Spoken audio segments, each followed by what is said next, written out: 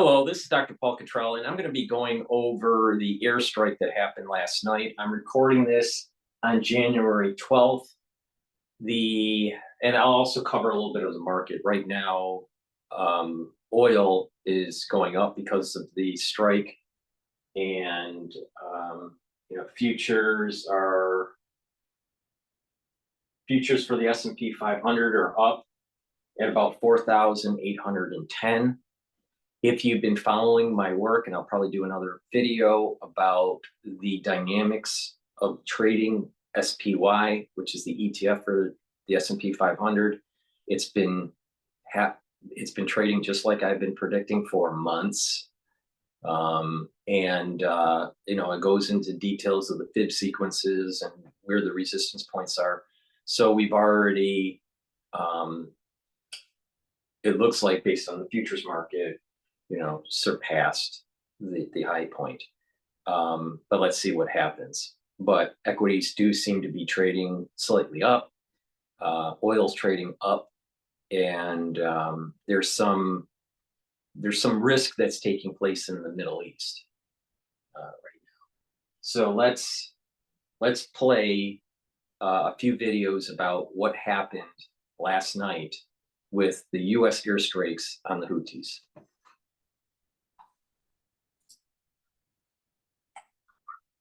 And we have breaking news this morning: the U.S. and the U.K. striking Iranian-backed Houthi militants in Yemen. 100 precision missiles striking 60 targets at 16 different locations. This, of course, in retaliation for 130 attacks on U.S. troops in the Red Sea since October 17th. President Biden, who has not been seen in public in 3 days, issued a statement last night saying these strikes are in direct response to unprecedented Houthi attacks against international maritime vessels in the Red Sea and have endangered U.S. personnel, civilian mariners, jeopardizing trade and threatening freedom of navigation.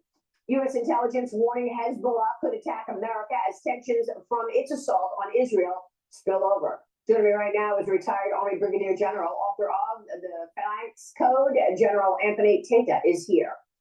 General, great to have you this morning. Thanks very much for being here. Your reaction to these strikes? Yeah, so Maria, good morning. I'm wondering who's in charge in the Pentagon and the White House, et cetera. We've got a chain of command, a national command authority that's sort of able. When you look at what's happened over the last couple of weeks, what are fighting men and women out at sea and in the air, who's providing policy oversight to them. And when you really look at this all stems from when Blinken and Biden, back a few weeks after they took office, removed the Houthis from the specially designated terrorist watch list. And I assume that it was a stick in the eye to Saudi Arabia, because if you remember back then, the Khashoggi thing was a big deal, and this was Blinken and Biden's way of saying, okay, MBS, you take this. We're going to remove the Houthis who have been shooting at you from this terrorist watch list. And so this is, again, the exactly wrong instincts that this administration has. 180 out from America first, from putting American men and women that are serving our country first. What they do is they cede really authority to the UN that tells them, that asks them to remove the Houthis from the terrorist watch list. And it's really, really bad to know that my brothers and sisters out there in uniform are led by these people that really have no concern from a policy standpoint where all this is going. There's no vision. It's all reactionary. It's all proportional. What is proportional? We have a doctrine of overwhelming force. If you're going to lead with the chin of the American soldier, you better have overwhelming force. So all of this is just chaos, and nobody's in charge, apparently. Well, we are understanding that Defense Secretary Lloyd Austin gave the directive while in the hospital. Obviously, he is in the hospital still being treated for prostate cancer and the fallout there. But, I mean, President Biden hasn't been seen in 3 days. Secretary Austin is in the hospital. And, of course, we've been dealing with these attacks on our troops since October 17th. Are you more worried about who's in charge, or are you worried about the fact that we have not responded until now? It's been a few months and we've been attacked continuously. Our troops have been in the Middle East. Yeah, hey Marie, I know Lloyd Austin, and I pray for him, and I hope he gets well and that he beats the cancer. His deputy couldn't be bothered to come in off vacation when she learned that she had to send his duties. His chief of staff was at home and sick and couldn't be bothered to notify anybody. So there's some arrogance here. There's some just disarray within the command and control, the National Command Authority. It's really, really scary. You can imagine that if President Trump was in charge, how the mainstream media would be treating this. I am very concerned about the lack of a vision, the lack of a deterrence against Iran.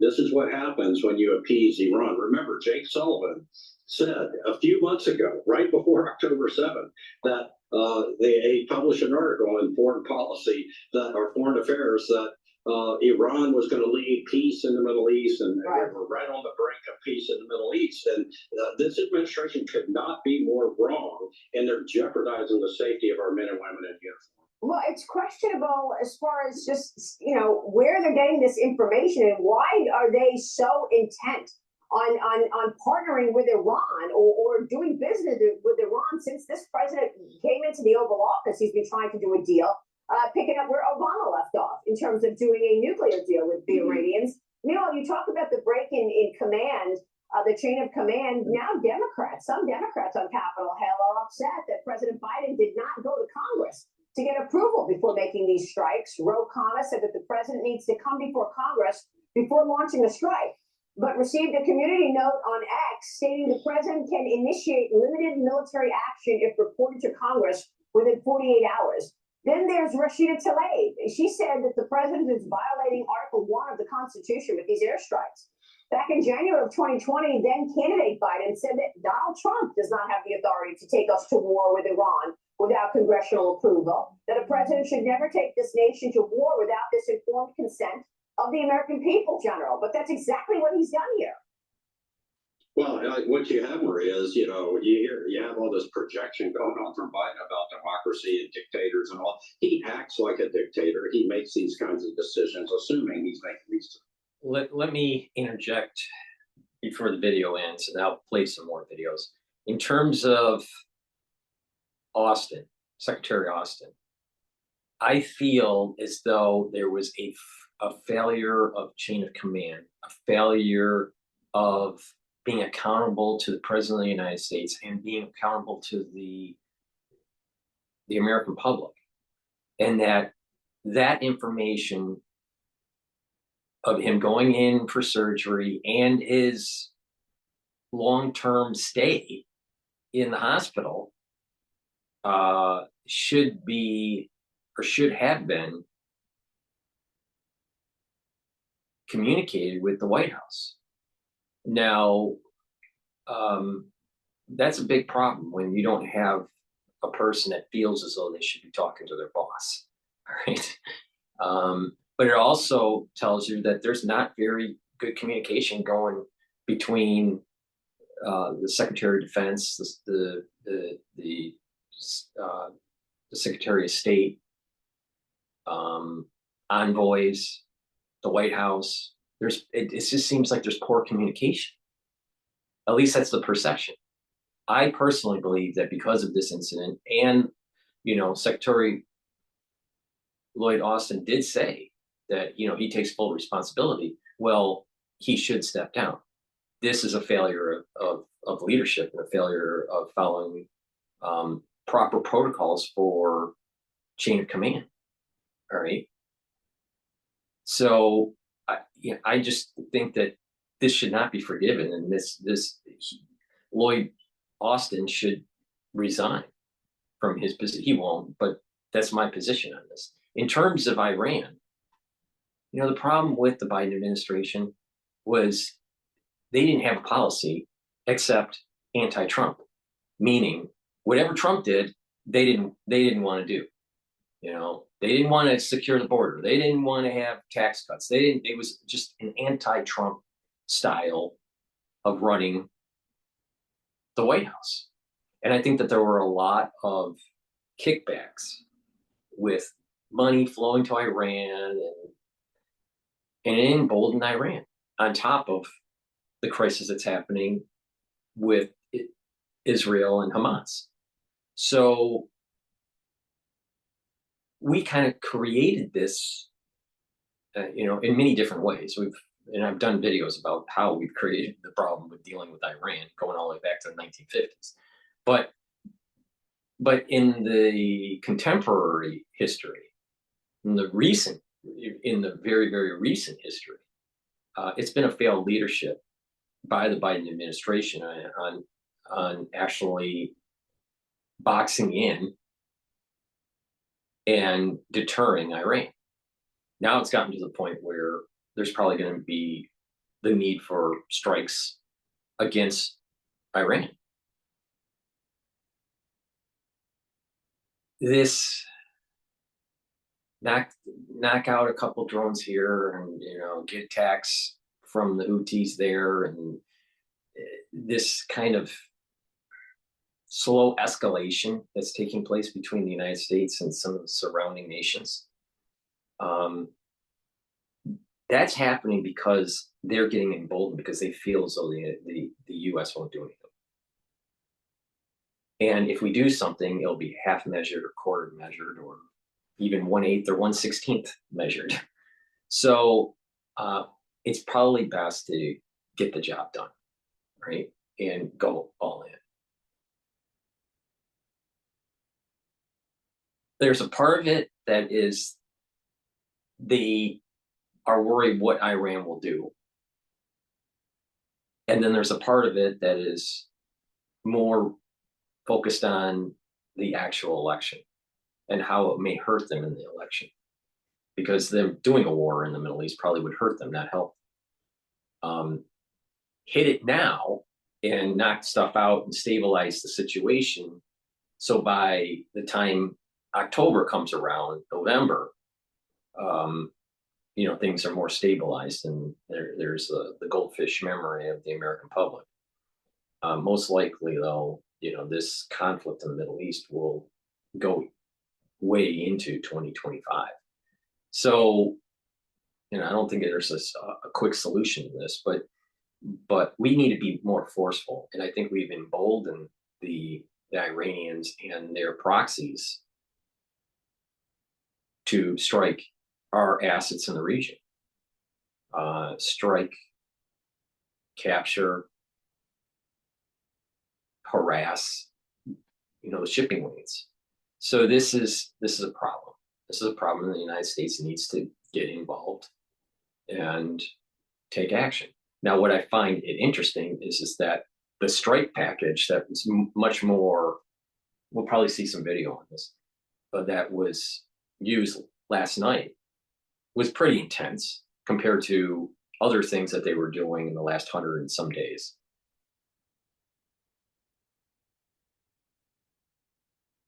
It's on the heels of an oil tanker. See, the other stuff was just some other shipping lanes and cargo ships and stuff like this. But then all of a sudden they started playing around with the oil tanker, and then the British are involved. So it's, again, still about oil. So of course things are going to get hot and heavy when you're dealing with oil. Now, oil, the last I looked, the oil was trading up. So I still think it's trading up. Now, when this video I was playing, the S&P 500 futures did just start turning negative, and the Dow was negative. So, we may have a bumpy road in the opening for equities. So let's continue with the video. But Lloyd Austin should resign, and the United States should be much more aggressive, not only against the Houthis, but actually striking Iran. And what you have is a executive branch that is really out of control. And honestly, I really don't know that they have any clear vision, and they're coddling Iran, and it's all because of the globalist view that this administration has. They're in bed with the United Nations, which has a very extremist bent to it when you deal with this part of the world. And of course, they support Hamas, for example. The UN does, and not to mention, maybe perhaps this administration. And so what you have is a administration that's ceding its vision to the United Nations and naively believes that Iran can somehow come to the table here. We need to deter Iran. Yeah. All right, General. We'll be watching all of this and developing story. We so appreciate your insights on this. General Anthony Tata joining us this morning, and we'll be right back.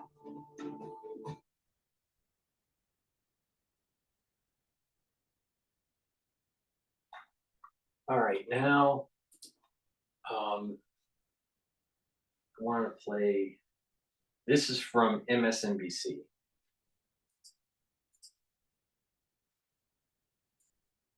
Joining us now, Democratic Congressman Seth Molton of Massachusetts. He serves on the Armed Services Committee and is a combat veteran who served 4 tours with the U.S. Marines. Congressman, really great to see you. Thanks for joining us this morning. Good to see you.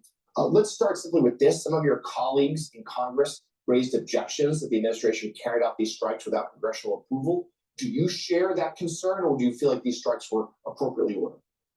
No, the strikes were unquestionably ordered appropriately by the president. Look, I think that Congress has an important role. Unless they have changed the power of the presidency, my understanding is that the president can do an operation without congressional approval and without declaring war. And those operations can be for 30 days.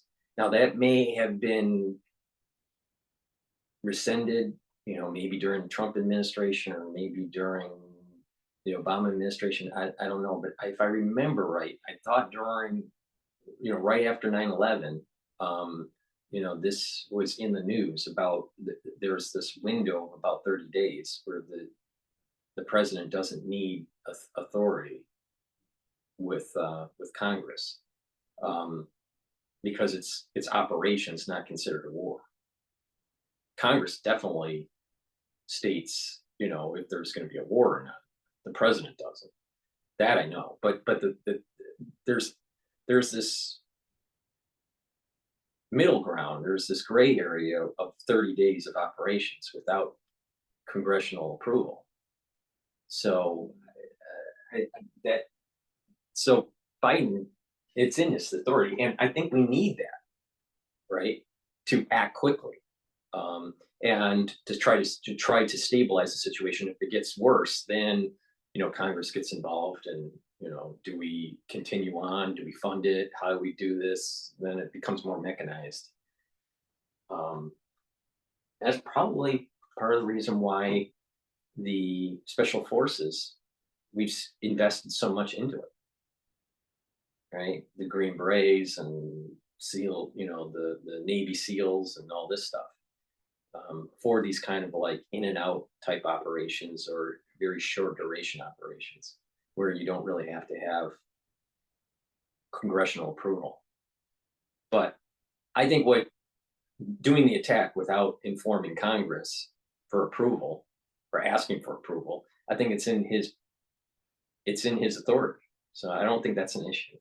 Unless there was some sort of change in the law or a change in the powers of the presidency, but I don't think there has been a change in the last 25 years, 30 years.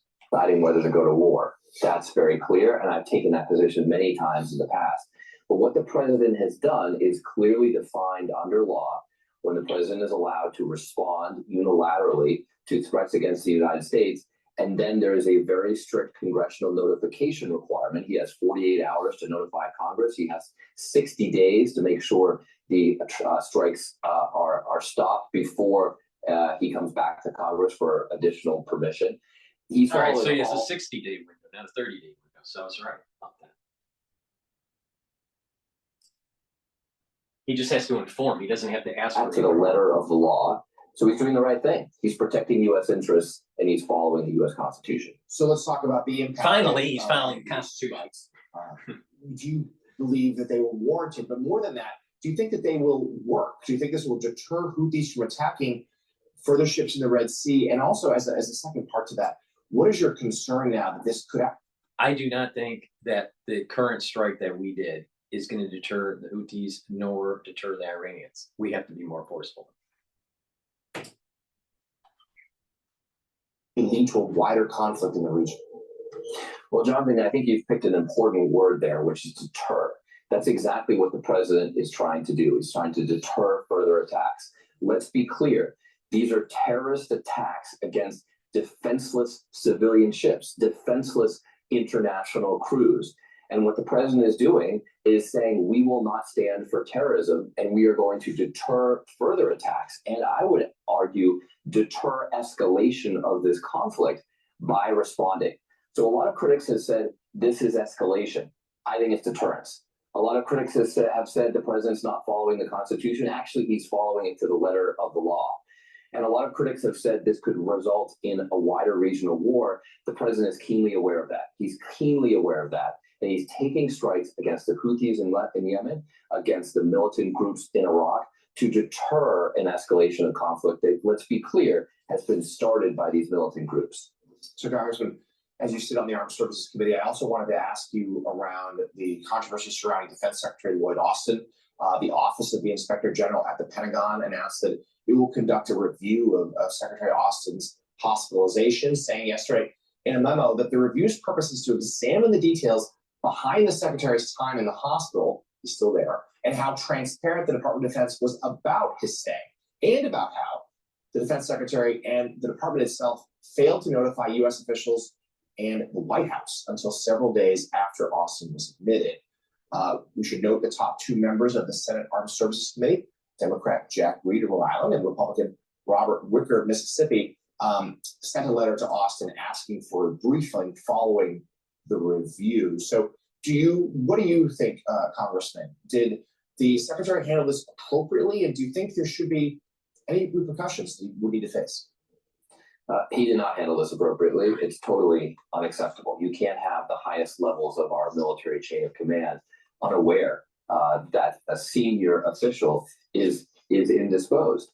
And look, I served as a United States Marine lieutenant, a platoon commander at the lowest level of the officer chain of command. And I cannot imagine this happening at that level. I mean, all of us who just work in jobs where we have a reporting chain, we know that if we don't show up, we've got to let our boss know. I mean, that's just common sense. Exactly. But what it is that there's a hubris that's taking place.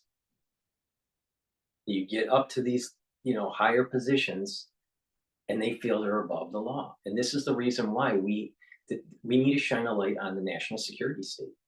They feel as though they're not accountable to whoever. They feel that they're not accountable to Congress. At times, they don't feel that they're accountable to the American public. They feel at times that they're not accountable to the president. I mean, the national security state didn't feel they were accountable to President Trump. You had CIA heads lying to Congress about surveillance programs that eventually came out to be proven that they were lying to Congress. Nothing happened with what was it, Hayden? I think his name was Hayden, the CIA head. But and this is part of the reason why Julian Assange is still in prison, is because he shined a light on the national security state, in the surveillance technology. And then, you add in unconventional warfare like biologics. It's a problem. So it's more than just him being in the hospital. It's more than him just not informing the president. You have a national security state apparatus that doesn't believe that they are accountable to the Constitution, to the American public, and to their, their bosses at the different levels of branches of government, like Congress and in the White House. National security state is a runaway country controlling us, and we need to take it down, dismantle it. We all care about Secretary Austin and his family. I mean, my grandmother died of prostate cancer. We all are concerned about his health, but he has a responsibility inherent in his job, a national security responsibility to the United States. And he failed to do that. That has to have consequences. And Congressman, let's also ask you about the situation in Israel. It's been nearly 100 days since more than 240 people were taken captive from Israel. More than 100 hostages still remain. There's yet to be any sort of deal to get them out. What is your sense right now about the ongoing state of negotiations? There's still some discussions happening there. I know there's been some concern about whether the amount of aid reaching Gaza is enough. The administration certainly urged Israel to be more targeted in its strikes. From what you're hearing from the Netanyahu government, what do you think of their vision, not just for this next phase of the war, but what comes after for Gaza? Well, I said at the very beginning of this conflict that Prime Minister Netanyahu needs an end game. And an end game means a political resolution to this conflict, a political future that can be understood and envisioned by Israelis, by the troops who are literally risking their lives on the ground fighting the Hamas terrorists, and by the people of Gaza who have to buy into a peaceful political future, or else this will just be an endless war for Israel. So it's easy to forget that as this war has escalated after the heinous, barbaric attacks of October 7th, that there are still over 100 hostages in captivity, that there's no end in sight to the conflict, and that at the end of the day, we can't be back where we started. We've got to have a political resolution to this that gives a future to the Palestinian people and security to both the Palestinians and the Israelis. And Congressman, very briefly last, I just want to circle back to the Defense Secretary. You said repercussions will be warranted. Do you think he should keep his job? Look, that's a decision for the Commander-in-Chief, but the Commander-in-Chief of the United States needs to send a clear and decisive message that this will never happen again.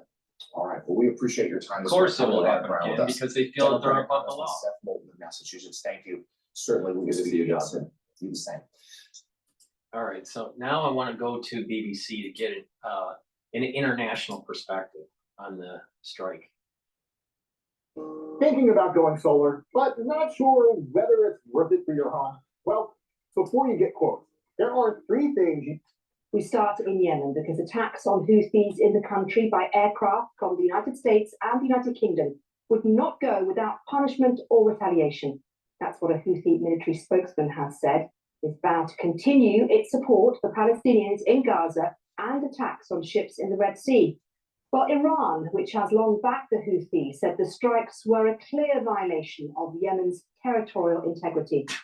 But according to the US, more than 12 sites were hit across Yemen, including what America says were Houthi command and control centers. On munitions depots, launching systems, production facilities, and air defense radar systems were also included. Among the areas targeted, the capital Sana'a and the port of Hodeidah. Well, this took off from an aircraft carrier. The US Air Force says its planes and those of its allies struck more than 60 targets at 16 locations, all of which were being used by the Houthis. And 4 Typhoon warplanes from the UK's Royal Air Force also took part in the mission. They flew from Cyprus, carrying guided bombs. All 4 aircraft returned to base. 4 other countries, Australia, the Netherlands, Canada, and Bahrain, provided support to the mission. So, who exactly are the Houthis and what do they want? Here's an explainer which should make this a little clearer. The Houthis are an armed group from the subsect of Yemen's Shia Muslim minority, the Zaydis. They are a political and military group who control a large part of Yemen. Most of the Yemeni population lives in areas under Houthi control. As well as Sana'a and the north of Yemen, the Houthi rebels control the Red Sea coastline. The group was formed in the 1990s to combat what they saw as the corruption of the then president Ali Abdullah Saleh. President Saleh, backed by Saudi Arabia's military, tried to eliminate the Houthi movement in 2003, but the Houthis repelled them both. Iran is suspected of supplying the Houthis with weapons, and the US says Iranian intelligence is critical to enabling them to target ships. The Houthi movement have been fighting a civil war since 2014 against Yemen's government. The government has been backed against the Houthis by a coalition of Arab countries led by Saudi Arabia and the UAE. The Houthis model themselves on the Shia armed group in Lebanon, Hezbollah.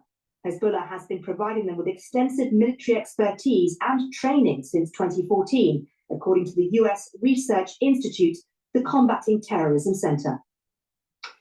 Well, for more on this, let's speak to our security correspondent, Frank Gardner. And Frank, first of all, let's talk about who the Houthis are. I explained it there as best I could, but there is a lot more going on, isn't there, in terms of how what is happening in Yemen is viewed globally as a proxy war between Iran and Saudi Arabia. Yeah, although there has been quite a delicate truce that it seems to be holding, which is why the Saudis don't want to get involved in this at all. They're keeping their heads down. The Saudi foreign minister has called for restraint. The Saudis got themselves into a real mess in Yemen. They went in April, spring of 2015, thinking that using their superior weaponry, they could bomb these relatively unsophisticated, poorly armed, poorly organized, rabble-like militia straight to the negotiating table. And I went down to Riyadh at the time to something called the Coalition Air Operations Center, and I interviewed Saudi senior military officials who said, it'll all be over by the end of the year. It's taken 8 years and the Houthis are still in place, and they've only got stronger. So although we call them the Houthi rebels, and they are the illegitimate government of Yemen, they're only recognized by Syria and Iran, they're not recognized by the UN. Nevertheless, they are the de facto government of most of the populated areas of Yemen, and they've now got a very powerful arsenal of cruise missiles, ballistic missiles, drones that Iran has helped train them to use and to assemble and to fire. And while they were fighting the Saudis for much of the last decade, they fired off a huge number of these at targets inside Saudi Arabia. 1 month alone, March 2021, they fired over 300 drones and missiles at targets in Saudi Arabia. So that's why there's a deafening silence from Saudi. They can't stand the Houthis, but they don't want to antagonize them. Let's talk about this in terms of how it's viewed globally, because globally, what is happening now, particularly in terms of the Houthi attacks and the Houthis themselves, see it very differently, don't they? The Houthis in the Middle East see it as in the prism of the Israeli-Gaza conflict, whereas global Western powers like UK and US see the attacks that the Houthis are doing on the Red Sea in terms of shipping and the global economy. That's exactly right, yes. I mean, the Houthis started attacking shipping and firing missiles towards Israel from the beginning of November. I think it's November the 19th. And very much part of their creed is death to Israel. They've been anti-Israel and anti-West for really ever since they've been in existence for most of the last 2 decades. But you're right. So it's not just the US and Britain, although they are the ones who carried out these airstrikes with some support. You've got to remember that in the last 48 hours, there's been quite a decisive UN Security Council resolution that although 4 countries abstained, Russia, China, Angola, and Mozambique, it wasn't vetoed by anybody. And that UN Security Council resolution condemned unequivocally the Houthi attacks on shipping. So it's not popular with global trade. It's driving up prices all over the world. It's going to fuel inflation. It's going to give rise to increasing fuel costs. But you're absolutely right. What the Houthis are doing is playing to the gallery. It's very popular, this domestically, to be rallying to the Palestinian cause, and that will resonate throughout the Middle East, not just in Yemen. Okay, Frank, as always, thank you so much for your analysis. And it's that a worry, isn't it, about the economy, about what's happening along that shipping area, which is pushing Western powers to worry about this more than perhaps they might. How, however, will Houthis react to these strikes, or how could they potentially react to the strikes? Here's our BBC International editor, Jeremy Bowen, with his analysis. The Iranians are their allies. They're often talked about as Iranian proxies, but that's not correct. They're allies, really. And I've spent quite a bit of time with the Houthis over the years in Yemen, and they are people who are highly independently minded. They have a relish for getting involved in this kind of thing. They want to be involved in the war. And so the Iranians have very much beefed up the kind of firepower that they have. They even have anti-ship missiles. They have various kinds of ballistic missiles they can fire off, as well as drones. So they are well armed, of course, compared to the United States and to the capacities that the Royal Navy also have on their ship there. It's nothing like it. I think it's less the physical damage. It's more the fact that this is a dangerous situation for navigation. Yes, they have taken a ship. They've actually hijacked a ship and forced it into one of their ports. They have also fired off weapons towards them and caused some damage. It's not like they've sunk things. But the fact is that clearly commercial shipping companies who want to get very valuable cargoes through the very narrow 16-mile wide Bab el-Mandeb Strait, which is at the mouth of the Red Sea, do not want to have hostile forces firing at them apart from anything else. Insurance costs and the rest of it go rocketing up, and that's why they're taking that 2-week detour around the Cape of Good Hope. Well, that's Jeremy Bowen with his analysis there. Well, let's bring it back now to the UK and take stock of the UK political fallout. So let's cross live, as you saw there, to our correspondent in Westminster, Peter Saul. Peter, we saw you for a second there. Come back. There you are. Tell me a bit more, Peter, about how this is going down in Westminster amongst all the different parties. Yes, well, ministers have been actually thinking about airstrikes on Houthi rebels for some time. It's been talked about within government since before Christmas, but it all came to a head last night, really, when the Americans decided that they wanted to carry out these airstrikes. The UK government wanted to go with them, so there was a hastily convened call of cabinet ministers. The leader of the main opposition party, Sir Keir Starmer, the leader of the Labour Party, was invited to a call too, and they have now gone ahead with it. Just this morning as well, actually, we've had publication of a legal summary and the advice that the government received as to why it believes this action is justified under international law. It talks about that the attacks will continue unless action is taken to deter them, and that this is the only feasible means available to deal with it, that it's necessary and proportionate. Clearly, lots of risks there. How might the Houthis respond to this? Does it risk an escalation in the wider region? But there are some economic considerations too. The UK government very keen to bring down inflation with ships travelling all the way around the African continent. That might push up costs for consumers in the UK. We've already seen a slight impact in terms of the oil price going up. But let's have a listen to the Armed Forces Minister, James Heatley, defending the government's actions. A warning was issued to the Houthis by a large number of nations over a week ago to say to them that they should not continue in their attacks of shipping. They did. Indeed, they attacked Royal Navy and US Navy warships only 48 hours ago. That warning remains in place, but it's very important that people are clear that last night's mission was a mission in self-defense to disrupt the Houthi capacity to launch attacks on US Navy, Royal Navy warships and wider commercial shipping in the region. Now, the other thing that's being discussed here in Westminster is whether or not MPs should have been consulted before this action was taken. Generally, but not always, there's a vote in Parliament on military action overseas. We've got people on the left of the Labour Party, for example, saying that this potentially could really escalate things in a very delicate part of the world. The leader of the Labour Party, Sir Keir Starmer, who I mentioned earlier, though, is backing the government. Yes, we are supporting this action. The Houthi attack's been carried out now for some time in the Red Sea. It's on commercial shipping, that's civilians who are operating that commercial shipping. And not only is it disrupting trade and shipping, but of course it's putting civilian lives at risk. And therefore, we do support this action. I do want the Prime Minister, obviously, to make a statement to Parliament as soon as possible, because the scope, nature and extent of the operation needs to be explained.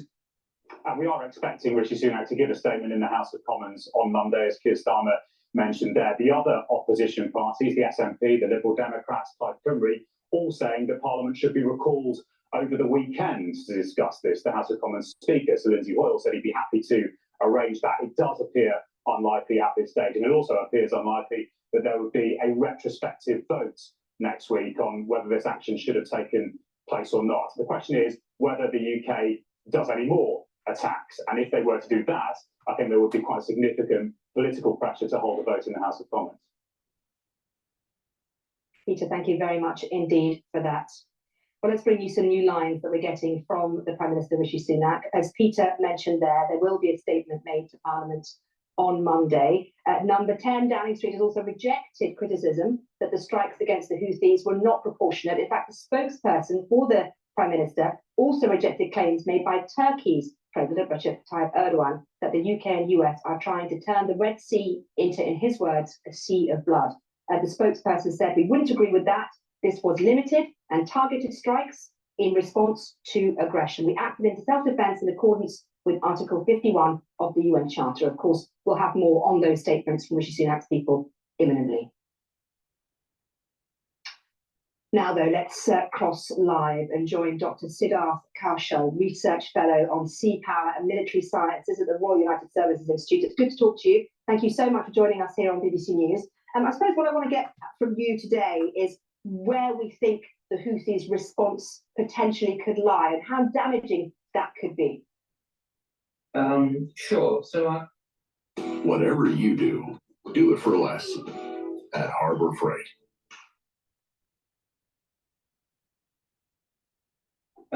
Sure. So, in some ways, in order to maintain pressure on international shipping, the Houthis don't necessarily have to be very tactically effective. They simply need to, in effect, keep doing what they're doing, because even if warships in the Red Sea achieve a quite high intercept rate against their missiles and UAVs, commercial shipping may well choose to avoid the straits entirely.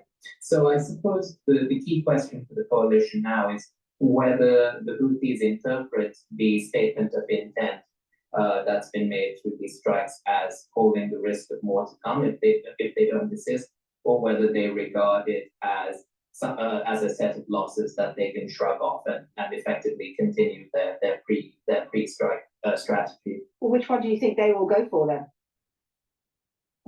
It's hard to say for sure right now.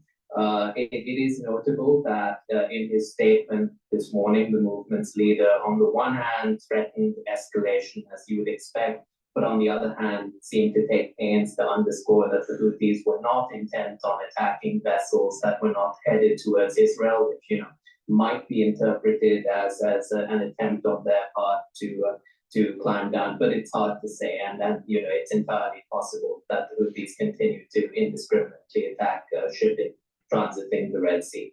The target set that was chosen was quite broad, however, and included what might be quite high-value targets for the Houthis. So one would think that might be something they interpret as a serious statement of intent. Okay, Dr. DrPaulCottrell, good to talk to you. Thank you once more for your time. Thank you. Around the world and across the UK, this is BBC News.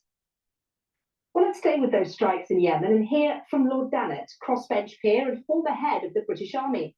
He explained why the UK and US committed to military action. This situation has been building over the last few days and a couple of weeks, and we've seen growing evidence of attacks by Houthi missiles and drones on international shipping in the Red Sea.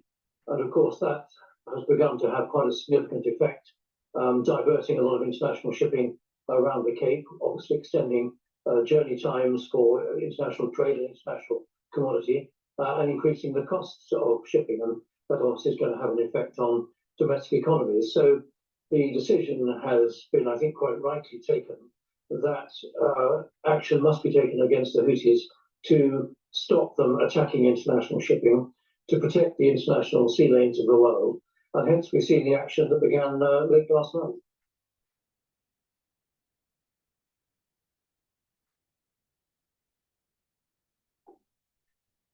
Well, let's stay with that story now. And as I mentioned a few minutes ago, Rishi Sunak has been speaking for the first time since those strikes last night. He is currently in Ukraine. Let's have a listen. Prime Minister, very straightforward question. Why did you authorise military action against Houthi targets in Yemen? Well, over the last month, we've seen a significant increase in the number of Houthi attacks on commercial shipping in the Red Sea. That's putting innocent lives at risk. It's disrupting the global economy, and it's also destabilizing the region.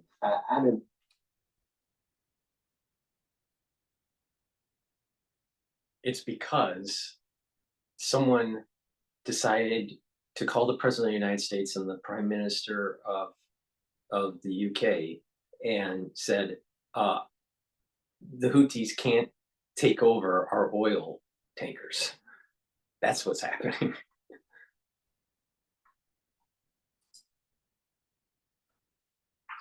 We've also seen the single biggest attack on a Navy warship, a British Navy warship, that we've seen in decades. Now, it's clear that that type of behaviour can't carry on. That's why we joined with allies in issuing very public condemnation of this behaviour. And it's why I made the decision with allies to take what I believe to be necessary, proportionate and targeted action against military targets to degrade and disrupt Houthi capability. We won't hesitate to protect lives and ensure the safety of commercial shipping. What happens if it doesn't work, if it doesn't deter the Houthis? Well, we've carried out a series of strikes together with allies, which will, we believe, degrade and disrupt the capability. The types of things that we've targeted are launch sites for missiles and for drones. Initial indications are that those strikes have been successful. We'll continue to monitor the situation, but it's clear that this type of behaviour can't be met without a response. We need to send a strong signal that this breach of international law is wrong. People can't have others within the community, and that's why, together with allies, we've decided to take this action. Any fears about escalation? But our aim is very clear. It's to de-escalate tensions and to restore stability to the region. That's why allies over the past few weeks have issued several statements of condemnation of what's happening, calling on the Houthis to desist. Indeed, just this week, we've seen a UN Security Council resolution condemning what's happening and saying that states have a right to self-defense. We have acted in self-defense. It's incumbent now on the Houthis to stop carrying out these attacks, putting people's lives at risk and disrupting the global economy, which will also have a damaging impact on people's shopping and their day-to-day shopping when they go about their lives. That's not right. We've seen the disruption that's brought over the past year or two, the situation in Russia and Ukraine. We don't want to see that happen again, and that's why it's right that we've taken action. Well, good final thought. Some MP said Parliament should have been consulted first. Well, I chaired a COBRA meeting yesterday, convened cabinet, and relevant opposition politicians were informed. Every case is different. What we have done here is take limited and necessary action in response to a specific threat in self-defense. And if you look at similar situations in 2015 and 2018, a statement was made to Parliament after the action, and that's what I will be doing on Monday. I'll be making a full statement in Parliament and taking questions then. Okay, now what I want to do is I want to play this popped up about UK combining to use jets, warships, and submarines to strike at least 60 targets at 16 different Houthi military sites in Yemen. This happened overnight. They also hit air defense systems, weapon facilities, and launch sites.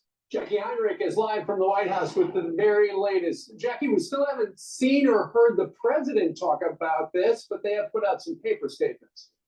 That's right. We got a statement from the president last night, guys. He said that this was a direct response to at least 27 Houthi attacks on commercial shipping that have affected 50 nations, with crews from more than 20 countries having been taken hostage or threatened in acts of piracy. But the last straw was really earlier this week, the 9th, when the Houthis launched their most complex attack directed at U.S. ships to date, laughing off the final warning that the U.S. and its allies issued just earlier this month. Biden said in a statement last night, quote, "Today's defensive action follows extensive diplomatic campaign and Houthi rebels escalating attacks against commercial vessels. I will not hesitate to direct further measures to protect our people and the free flow of international commerce as necessary."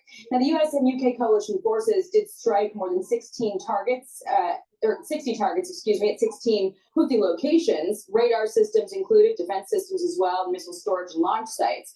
Australia, Canada, the Netherlands, and Bahrain also lent support, and the Houthis have claimed that 5 died and 6 were injured. Republicans have welcomed this response, including Speaker Mike Johnson, who tweeted, "This action by U.S. and British forces is long overdue, and we must hope these operations indicate a true shift in the Biden administration's approach to Iran and its proxies." But Democrats, like Congressman Ro Khanna, said the president needs to come to Congress before launching a strike against the Houthis in Yemen and involving us in another Middle East conflict. That is Article 1 of the Constitution. I will stand up for that regardless of whether a Democrat or Republican is in the White House. But remember, this is the same Iranian-backed militant group that the Biden administration removed from the list of foreign terrorist organizations soon after he took office. That was part of an effort to maintain a truce at the time. There was a civil war happening in Yemen. Lloyd Austin did oversee this operation, we're told, from the hospital where he is still a patient at Walter Reed. The president asked for options on Tuesday after the Houthis launched their biggest response to date. Now, there's a couple things that popped in my head when they're covering this. Lloyd Austin is still in the hospital. Now, he's overseeing this. He must have a very serious complication to his, quote, elective surgery for prostate cancer. All right. So for him to be in the hospital for that long is not normal. There's something more to the story. Some options by his national security team. From what we can tell from the statements we've received so far, Lloyd Austin monitored this as it was happening.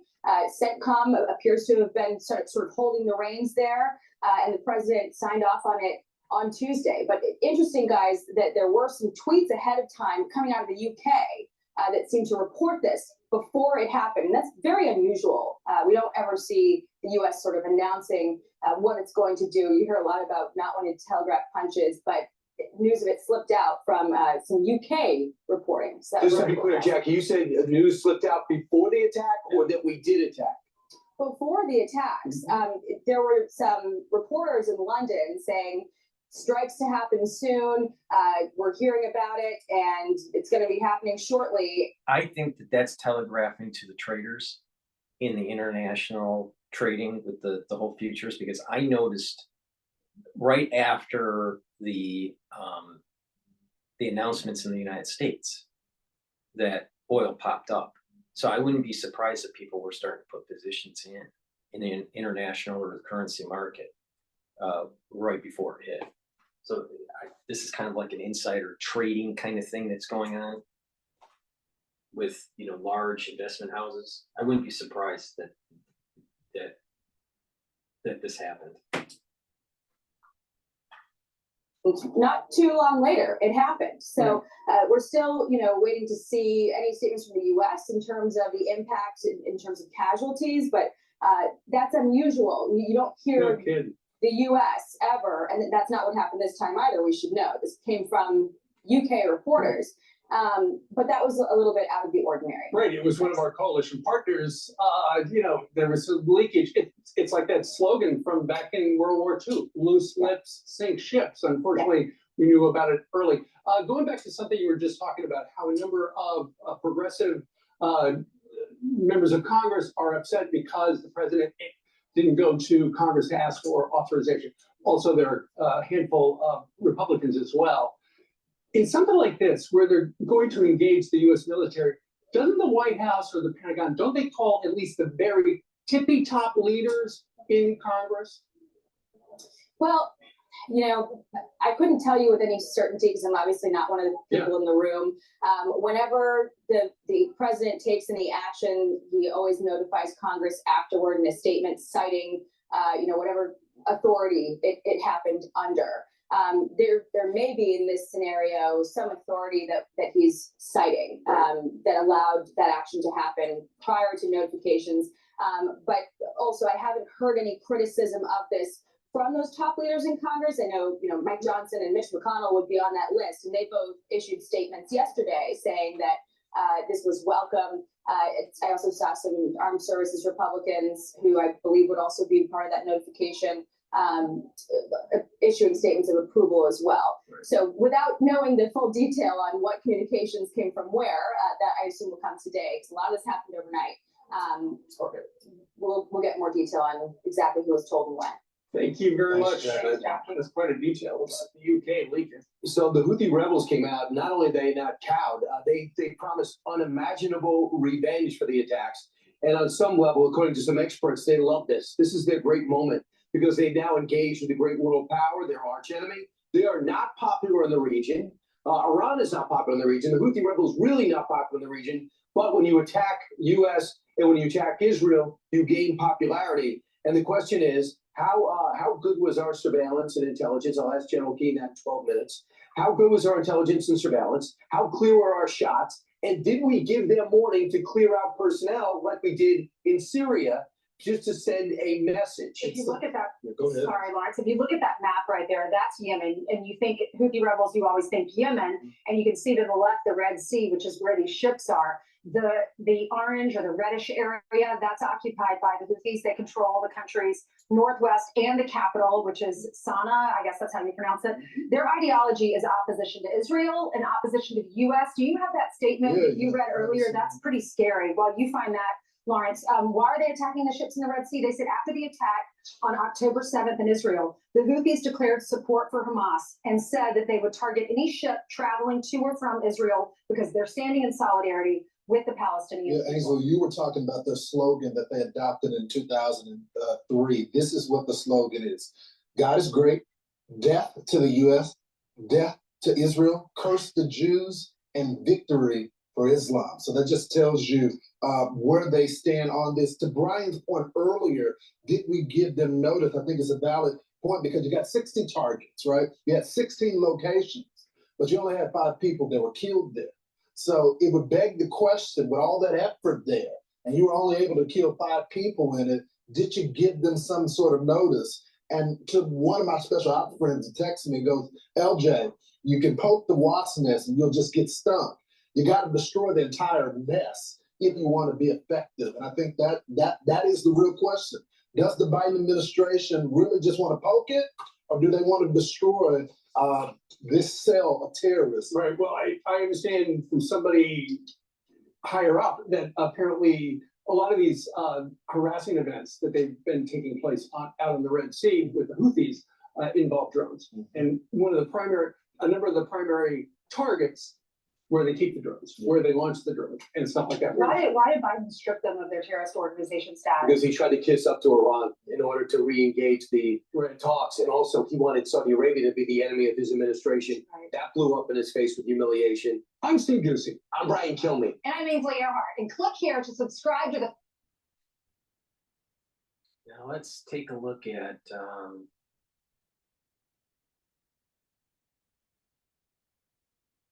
let's see if there's something going on with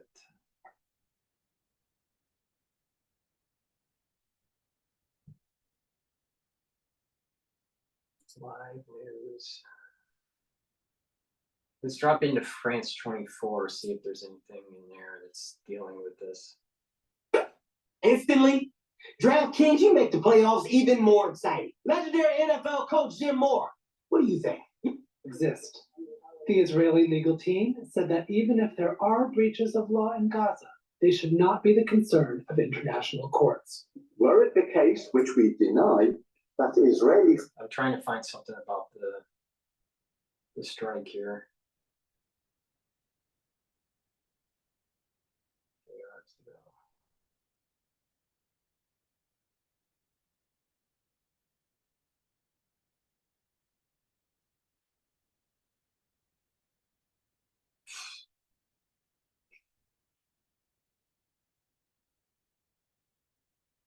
This is CNN dealing with Israel, so let's just drop into that. Let's see. Here to discuss is Sanam Bakir. She's director of the Middle East program at London's Chatham House think tank. Welcome to the program. So do you feel, like apparently the Secretary of State does, that things are really teetering on the edge right now in terms of the war expanding from Gaza and across Israel's northern border into Lebanon? There is a deep concern. What has become almost normalized, simmering tensions could really boil over. And that's really where we are. We've had attacks coming from the Houthis in Yemen that have attacked maritime shipping. We have seen back and forth between Hezbollah and Israel at a dangerous level, despite the regular messaging from Hassan Nasrallah that there is no intention of regionalizing this war. There have been attacks in Syria, attacks in Iraq, and this could very well lead to a miscalculation. Can I just point out and just emphasize what you just said about Nasrallah? Kim Gattas, as you know, Beirut-based journalist, has tweeted, Hezbollah and Iran have signaled clearly, repeatedly, they want to avoid a wider war. Israel keeps testing that position. At some point, it will miscalculate. This was after these assassinations that we've just been talking about. You know the region. Everybody thinks they are playing a very clever game, targeted just so, calibrated just so. But because I am going to commercial for PNN while we listen to CNN, please make sure that you subscribe to all my channels. People have been unsubscribed by YouTube, so please follow all 6 channels. I have 3 channels on YouTube: Rumble, Bitchute, and Brighteon. All the links are in the description of this video. Please click the link and go and subscribe, and make sure that the bell's clicked, you get the notifications. Also, make sure that you follow me on GETTR and on Twitter. All right, people on Twitter are also being unfollowed and not even knowing. So please follow me on Twitter, on GETTR, and also make sure that you subscribe to my channels: YouTube, Brighteon, Bitchute, and Rumble. To help support my work, please, you can donate on my website, the-studio-reykjavik.com. You can donate through Stripe or PayPal. It's on the homepage of my website, down at the very bottom. So you just click the button and donate. That'll help to support my coverage. Another way that you can help to support my news coverage is to be a paid member for my channel on Patreon. And you can also donate through Buy Me a Coffee. Links are in the description of this video, at the bottom of this video. So please click the links, help to support my work. Also, I have been telling people for 4 years on how to improve their health, boosting up their immune system, slowing down aging, helping with their gut, memory issues, whatever. So just follow my protocol. So go to my store, the-studio-reykjavik.com. Link is in the description, and get, for example, structural nano silver soaps. I have 5 different varieties. This one is oatmeal spice, and this one is lemongrass. Right? Please go to the store and get it. This is a structural nano silver soap. It's a high quality soap, and it neutralizes pathogens. Please go to the store and get the best toothpaste that you can get. It's a lot better than what Alex Jones sells. So this is a structural nano silver toothpaste. It does not have any fluoride in it, no fluoride. It has the structural nano silver. It'll neutralize pathogens. It'll reduce that gum inflammation. It'll whiten your teeth. It will freshen your breath, right? And because this is neutralizing the pathogens, it's going to help with improving and preventing cardiovascular disease. All right, why?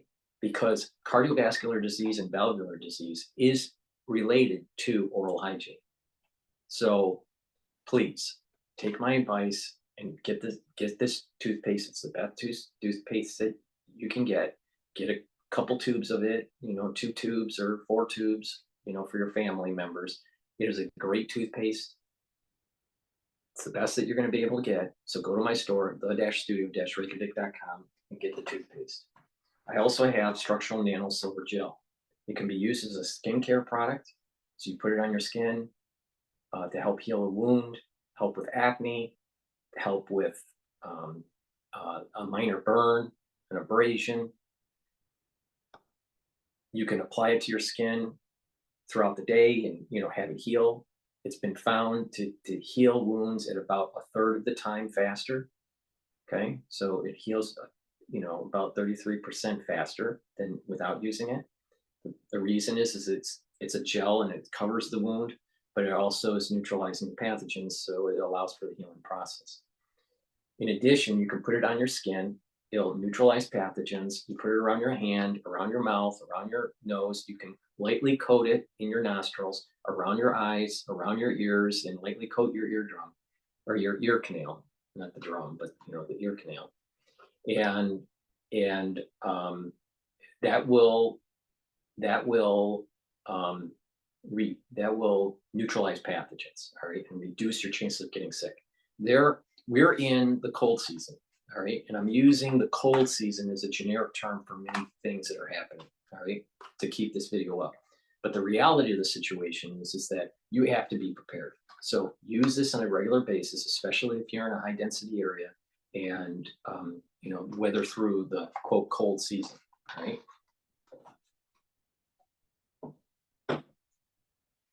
I also have lozenges. I have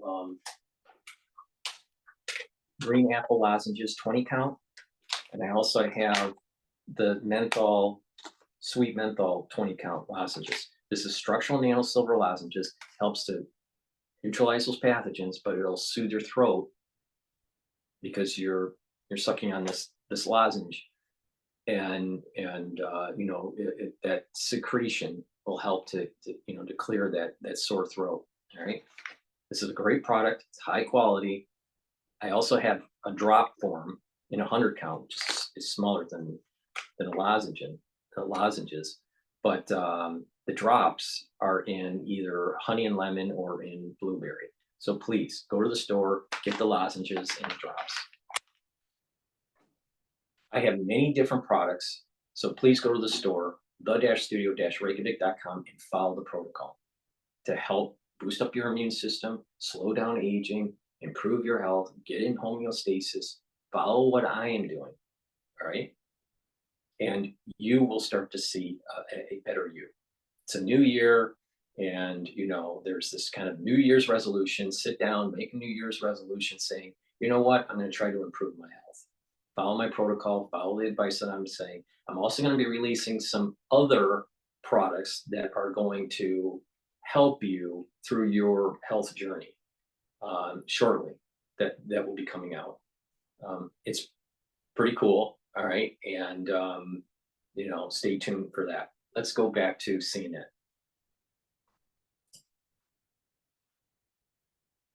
Is this calculation something that could happen? I mean, the Israelis and the Lebanese have already seen what happened across their border in 2006, most notably.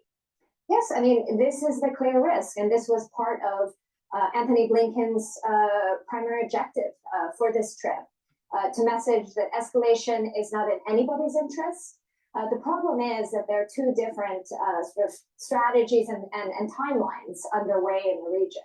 No country, no state or non-state actor in the region is really pushing for escalation, whereas the Israeli government is trying to reset its deterrence levels since October 7th, and that requires them not only to try and decapitate Hamas leadership, which we know 94 days on from October 7th they haven't been able to do, but also to try to push back Hezbollah and make clear that their borders are safe. And that's what's ongoing right now. Whereas the rest of the region, be it Iran, be it Hezbollah, be it the wider Arab partners of the United States, have no interest in seeing this explode, because this could really take things into a new orbit. And just remind everybody, I mean, I covered the 2006 war. It wasn't a victory by Israel or by Hezbollah. It at best was determined to have been fought to a draw. Then there was a UN resolution, I think it's 1701, that required them to move back from demarcated lands. Apparently, neither of them kept to that commitment. So is there a political solution that actually can reinforce and de-escalate the Lebanon or the Hezbollah-Israel tension right now? Well, Amos Hochstein. Everyone knows my opinion on this, all right, so I'm not going to reverberate it. but in such fervor. But the reality is this Westphalian international policy peace negotiation isn't going to work for various reasons. And it's a failure of the liberal mindset on what is really going on. Now, that is the most diplomatic way I can say it. All right. Others know, my opinion on this, but a Westphalian international policy negotiation for some sort of ceasefire is only kicking the can down the road, and this needs to escalate. Another U.S. official was just in Lebanon, I think, for this very issue, trying to find a space-saving solution to push Hezbollah back, according to UN Resolution 1701, past the Litani River, and also find a space-saving way for Hezbollah to do that. There have been suggestions that Hezbollah is pulling back, but at the same time, you see the Israelis keep pressing and keep striking at commanders in Lebanon, and this might be low-level escalation, but there will be one day where this goes too far, and this could be a very different war than 2006. I spoke just when all this sort of flared up to the Lebanese foreign minister, who was, at the time was in Washington, was about to visit the White House to talk about these tensions. This is what he said to me partly. We don't want any. Everyone is different. Some people like to start the year on a clean slate. Some people need resolutions to keep themselves accountable. I think goal setting in any capacity isn't. We don't want any escalation in the war. We don't want what's happening in the south to be spread over Lebanon. We don't like a regional war because it's dangerous to everybody. Dangerous to Lebanon, dangerous to Israel, and to the countries surrounding Israel.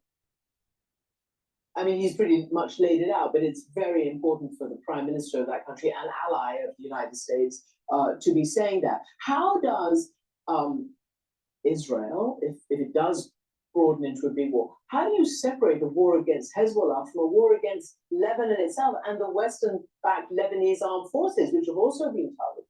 I don't think you can really, and I think this is again why. Because the Israelis say we're not striking, the Lebanese state. This will be seen as a broader war, and it's a war that won't just be about Hezbollah. This will involve the whole system. Hezbollah itself is embedded into that system, and it is part of the governance system, whether the international community or the Lebanese like it or not, and that in itself is the problem. I want to ask you a couple of questions. In the Times of London this Sunday, the Sunday Times, you might have read it, there was a front page article by an Israeli journalist, Anshel Pfeffer, who talked about the stash of papers and documents and maybe hard drive that some of the Israeli forces had found apparently in Yahya Sinwar's office. It talked about, it was from a couple of years ago, but talked about trying to disrupt any kind of normalization, whether it was at the time between Turkey and Israel. And it talked about, their sort of strategy in the region. Then before, there was also, I think Chatham House even put this out, Bronwyn Maddox, who used to be a journalist, had interviewed years ago Houthi, the Hamas leader who was assassinated. And he had said to her that our aim is to radicalize, in her words, the Palestinian population so that they do not go towards peace. And Hamas, wants to delegitimize the Palestinian Authority and sort of disable any sentiment towards peace. Do you think that's still what they think? And in which case, how does one get over this? How does one get to a day after? Well, certainly there are elements of Palestinian leadership, Hamas leadership, that have more radical sentiments. I think where we are today is normalization has slowed, if not stopped completely, and will be very far and hard to achieve without a ceasefire and without attending to the humanitarian issues on the table, as well as without a plan that addresses the issue of Palestinian statehood that has been completely abandoned. So that's, I think, primary task here. But beyond that, what is urgently needed is a pathway that creates a process where Palestinian leaders can work together for reform, accountability, governance, with elections at the end of this process, and an opportunity for Palestinians themselves to elect their future leaders should certainly be an opportunity given to Palestinians, not one that they've had for well over 2 decades now. Yeah, they haven't gone to elections. Last question. You are an expert and a student of the Iran piece of this whole picture. It also seems to be trying to stay out of a direct confrontation. How long can that last, and what really does Iran want out of all of this? Well, Iran's motivations are multiple. Ultimately, the Islamic Republic has always been driven by its own sense of survival above all, and its security and stability has always been paramount. It has relied on the axis of resistance, this network that it has cultivated and created over a number of decades, as its primary tool of deterrence against Israel and the United States, 2 countries that it has defined as its threats in the region. And so it will continue to support the axis of resistance. But at the same time, Iran does see the U.S. as a declining influence in the region, a destabilizing regional influence above all. And Iran has, over the past few years, restored ties with the Gulf Arab countries and is looking to forge stronger economic linkages and be part of an integrated Middle East as well. And that, of course, is hard to achieve with its oppositional stance with the United States, its accelerating nuclear program, and of course, this underlying tension with Israel that is, I think, Tehran is calculating will increase over this year in particular. And just very briefly before I let you go, do you think there's a way to pull things back? The Israeli foreign minister told the US foreign minister today they're looking for some kind of diplomatic solution. Yes, I think there is. And it begins with a ceasefire. That ceasefire can set the pathway forward to release hostages that have been completely neglected, as Gideon Levy brought up in your previous interview. Beyond that, of course, the Arab states, partners of the United States, are going to need to play a really important integral role in guaranteeing Palestinian security, Israeli security, providing a bridge to Iran, making sure they're not a spoiler in what comes next. This is going to be a long process. Waiting for the day after to begin that process is a bit too late. Sanam Bakib, Chatham House, thank you so much indeed for joining. Let's drop into Al Jazeera and just see what they're covering. They may not be covering. Right.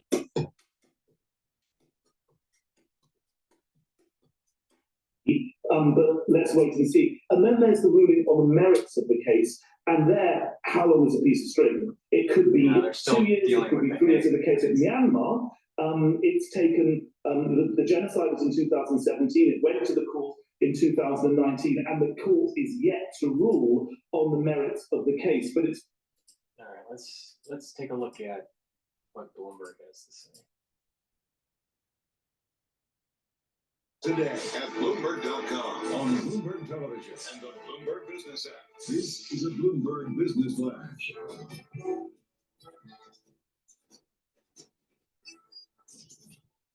Coming up to 10:22 on Wall Street, I'm Nathan Hager. This update is brought to you by Interactive Brokers. Trading for equities are down now. Earn up to 4.83% on their uninvested, instantly available USD cash balances. Rate subject to change. Visit ibkr.com/interest rates to learn more.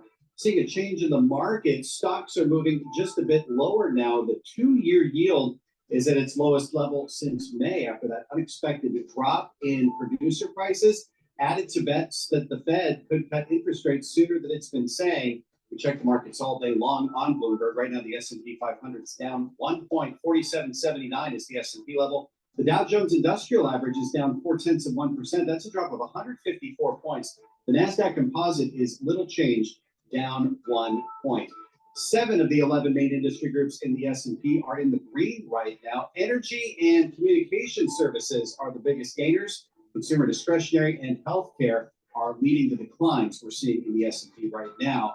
And looking at NYMEX crude, it's still surging up 2 2/3% at $73.94 per barrel. We've been seeing oil rise after the U.S. and UK-led strikes on Houthi targets in Yemen.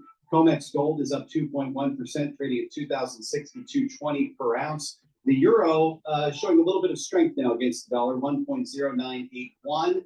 The yen is at 144.42. Biggest decliners for the S&P right now are the airlines. We saw Delta come in with unexpected drop in its 2024 profit target. Right now, Delta shares are lower by 7.7%. We're also watching United, American Airlines, and Southwest also posting big declines right now. That's a Bloomberg Business Flash. Bloomberg Markets continues this morning with John Tucker and Lisa Mateo. Nathan, thanks very much. Appreciate it. Well, we all know about geopolitical risk, Lisa. We saw oil pop higher after the U.S. and allies launched airstrikes against Houthi rebels in Yemen. As an investor, can you mitigate risks like that, or should you even try? Let's get some answers this morning. Global Macro View with Jeffrey Kleintup, the global strategist, chief global strategist at Charles Schwab. Thanks for being with us. We call them risk assets for a reason. Should I be losing sleep over events over which I had no control?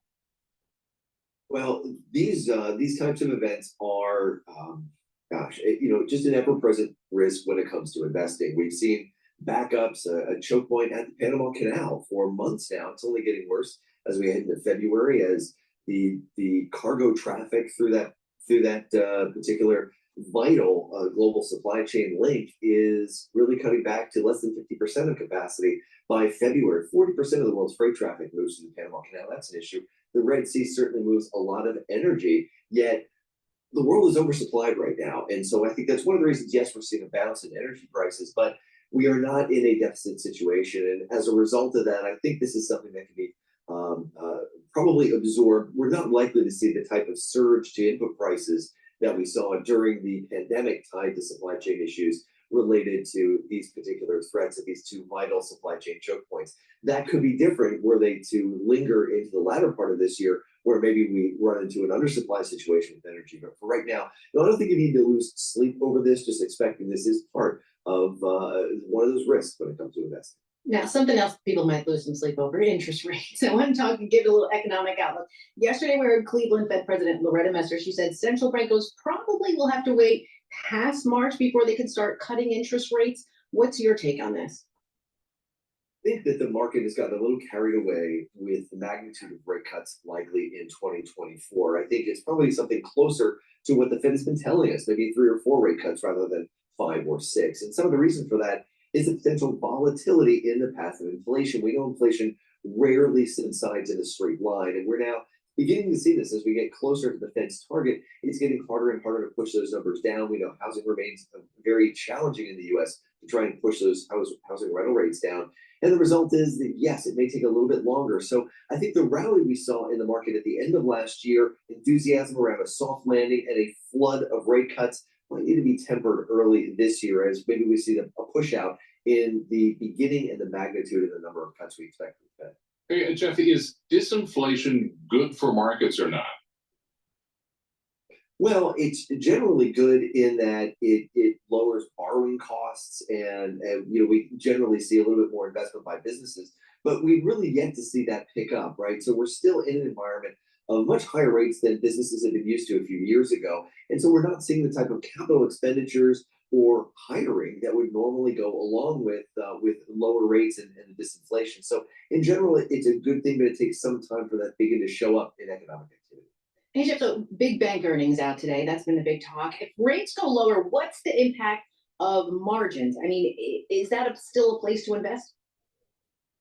I do think financials are our favorite sector for 2024. There's a variety of reasons. One is that you've got this balance of, what are banks going to earn in the short term on their cash, balanced by the fact that they hold a lot of maybe longer dated fixed income because that's how they hold their reserves. And of course, we all know the challenges that caused last year with the rout in some of those banking stocks on that big surge in interest rate. So there's that balance in terms of what the yield curve does this year. But maybe even more importantly is the credit outlook. And looking at the credit picture, it looks relatively bright. Usually we're going to see soaring bankruptcies through a deeper downturn in the economy. We didn't get that this time, and we may not.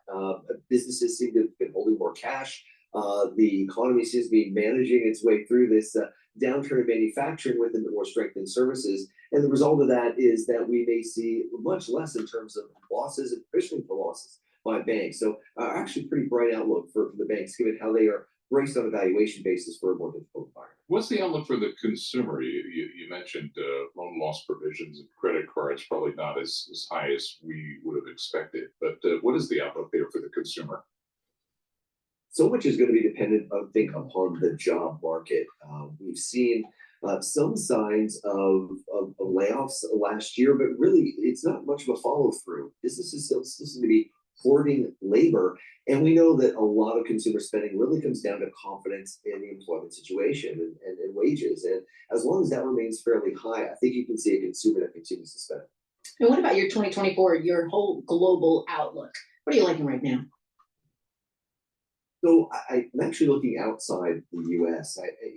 Overall, what we've seen is a pivot, not less of a pivot towards rate cuts, and more of a pivot to international outperformance after years of the U.S. market leading the way. Sure, last year on a cap-weighted basis, the S&P 500 beat the rest of the world. But if you look at what the average stock did using the equal-weighted benchmarks, we actually saw the EFI index outperform the S&P 500. The average international stock beat the average U.S. stock, really eclipsed by just those 7 magnificent stocks in the AI universe that really led the U.S. cap-weighted indices to outperform. I think that broader performance is going to be revealed this year in a period where we're going to see some volatility in the economic data, the inflation picture. I think those stocks outside of the U.S., lower valuations, maybe a better earnings environment as the manufacturing sector recovers, that looks brighter to me. So I think we'll see the first year in a long time of international market outperform. I look to Charles Schwab when I want to know about the fund flows. What are you seeing on that front? Investors are still favoring fixed income. Money is flowing into the bond market after many years where it was just unattractive to be there. So that's where we're seeing money go. But at the margin, we're also seeing money flow into international equities. Perhaps that's a little bit of rebalancing after last year where the U.S. outperformed. But it is interesting to note, this has been several months now, we've seen more money flowing into international markets than the U.S. markets. I'm speaking broadly for the industry as a whole. And that's encouraging to me as well as investors maybe reconsider their portfolios and broaden that diversification. Hey, Jeff, before we go, quickly, we started this segment here talking about risk. I want to bring it back full circle here. So you can hedge risk, but is hedging worth it because it's not cheap? It really is not cheap, and I think that's one of the challenges here. One of the benefits of having a diversified portfolio right now, we just talked about, is the fact that bonds are actually paying you. They offer some interest now, and they're offering a little bit of an offset when we go through these periods of volatility. Just this morning, a rally in the bond market on this, revelation of these attacks on the Houthi rebels, and so you get a little bit of that volatility dampening effect in your portfolio with that classic 60-40 mix. Well, I am noticing that the Saudis decided a few days ago, it must have been the beginning of this week or the tail end of last week, where they were going to set, I think it was the weekend, they were going to set the Brent price lower. And that drove oil markets down. All right. And then all of a sudden this happens. So there may have been some discussion between Saudi Arabia and the United States and the UK that they have a strike package against the Houthis in Yemen where it will probably cause some volatility in the oil market and prices will rise. So to kind of buffer that shock, the Saudis lowered Brent crude. And it was kind of trading up and then down and up and then down, but it was like trading at around 70. And all of a sudden now it's trading at 74 as WTI. Brent trades a little bit higher. It's at probably, I don't know what the Brent price is right now until the screen comes back up. I wouldn't be surprised if it's around 78, but it might be a little higher than that. But the point here is that there was a signaling to the market from the announcement from Saudis over last weekend that there was going to be a decrease in price. in Brent. And so short positions on oil made money, but long positions lost money in the futures market.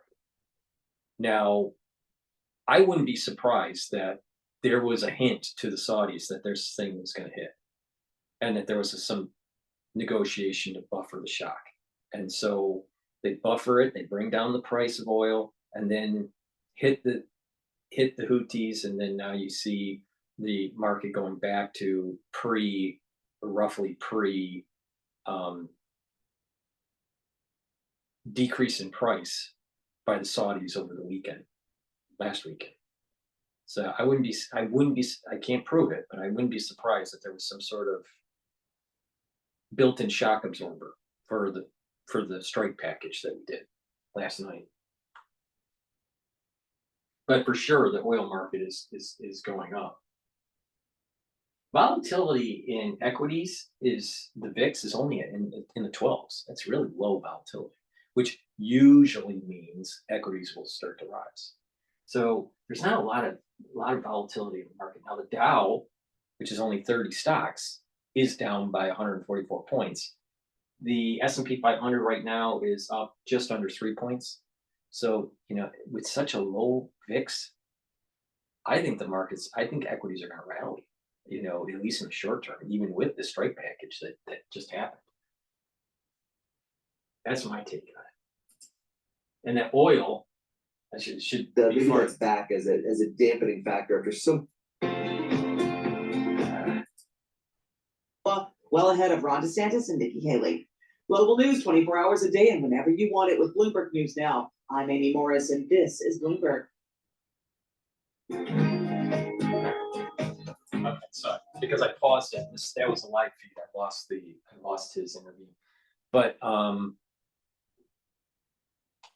I think that oil, at least in the short term, because of the strike package, is probably going to trade up a little bit. But then there's probably positions that are shorting that will drive it back down to around the 70 mark, maybe even below 70. So we'll see. But so right now the S&P 500 is trading at 4,783, very close to being at the peak. So equities, at least in the next few weeks, I suspect are going to rally because of the VIX being so low. I should probably do another video on just the market. That's my take on it. Please go to my store, the-studio-reykjavik.com, and get the lignans. It's a powder. This helps to boost up your immune system. It's for males and females. That'll help to also improve your hormonal health. Magnesium and zinc, very important to boost up your immune system. There's a common theme that I'm saying. Pay attention, boost up your immune system. Take magnesium and zinc every day as part of your health protocol. But if you're not feeling well, take a double dose of it. If you're not feeling well, take your morning dose and then like an evening dose. C60, I have this in avocado or in coconut oil. C60 is a compound. It's a very strong antioxidant. It's very potent. So if you get the two, I have it in 2 ounce, 4 ounce, or 8 ounce. You take a full dropper of this and you just swallow it. And you take this every day, right? Or if you get the larger bottles, then you take a teaspoon of it every day. It's a very strong antioxidant. It's best to take it on an empty stomach for better absorption. But what you'll notice is that you'll start to have more energy. You'll start to be slowing down that aging process. And what's happening at the cellular level is that it's neutralizing free radicals. And because this molecule is much stronger than vitamin C, it'll soak up those reactive oxygen species better. And you'll have better mitochondrial health and you'll have more ATP. And by having better cellular health, you are going to also improve your immune system. All right. So, because you need a lot of ATP for your immune system. So please take this. You also need a lot of ATP for your neurons to be firing those neurotransmitters. So it's very important to slow down that aging process and soak up those free radicals. free radical buildup is a big component of aging. So please go to my store, the-studio-reykjavik.com, get the 2 ounce, the 4 ounce, or the 8 ounce, either in coconut oil or in avocado oil, and follow this as a daily protocol to improve your health. Those are just some of the products that I offer on my store, the-studio-reykjavik.com. Link is in the description. Thank you for listening. Please share the links. Please tell your social network to follow me on Twitter and GETTR.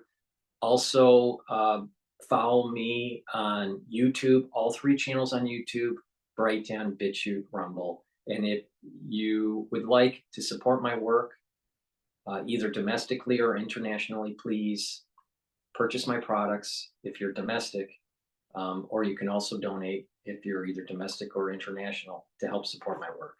Thank you for your support, your continued support, and just take my advice. You can improve your health and boost up your immune system to improve your chances to have a better you, to have a healthier body, and to fight pathogens. All right, I'm being generic, but you know exactly what I'm saying. Thank you for listening, and have a nice day.